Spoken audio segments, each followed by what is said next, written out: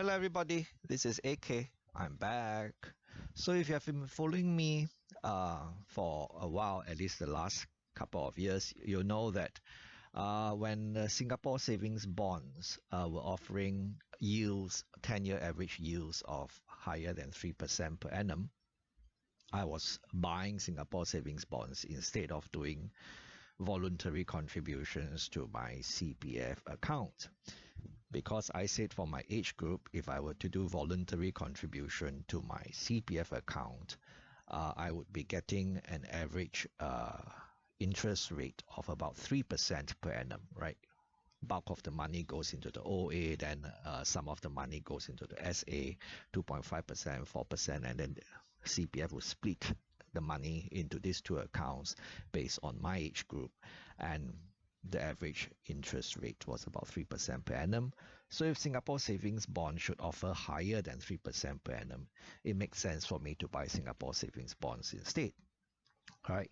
So recently, Singapore savings bonds have not been as attractive because the interest rates, 10-year average yields, have been lower than 3% per annum.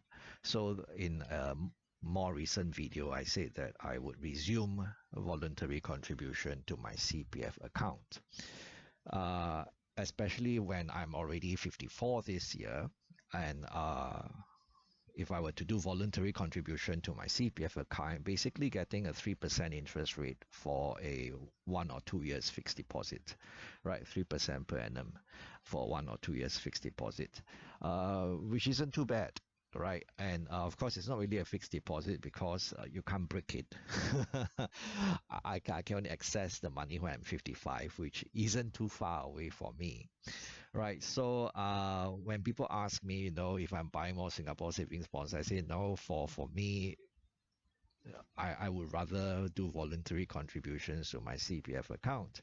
But of course, there is a catch in that there's an annual limit of $37,740. I can't contribute more than that per annum, right? So if I have more than $37,740, which I would like to lock up, then of course anything more than that I would have to look elsewhere. Yeah, but I don't have more than that. This year is a year of many major expenses for me, so I did not manage to do any voluntary contribution to my CPF in January or February because I didn't receive dividends in those 2 months. If I remember, I think January I didn't receive anything, right? So bulk of the dividends for first quarter every year is usually in the month of March, right? So this month, in fact, just a few days ago, I was able to make a small voluntary contribution to my CPF account to get this 3% per annum, and I'll probably be doing more voluntary contributions in second quarter. When the dividends from the banks come in, I should be able to complete my voluntary contributions for this year. That's a total of $37,740.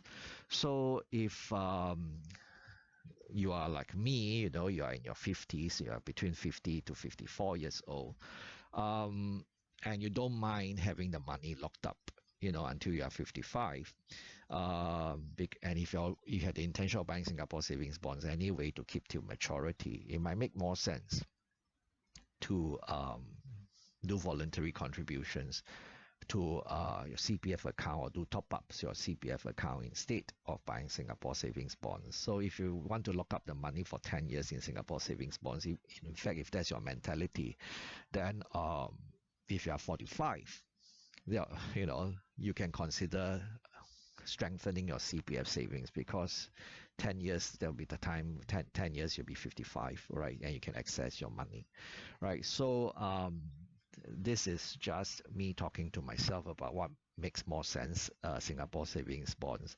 or CPF top-ups or voluntary contributions at this current point in time. for people in my age group, right, and for people who plan on locking up the money for 10 years and not taking any risk with it anyway, right? So CPF is probably a very good option, right? And of course, remember, this is just for me, my circumstances. It suits me, it might not suit you. You have to think carefully, because once you do this voluntary contribution or top up, it's irreversible, right? So question yourself whether it fits your objectives or not, right? But that's me, right? If AK can talk to himself, so can you. Bye bye.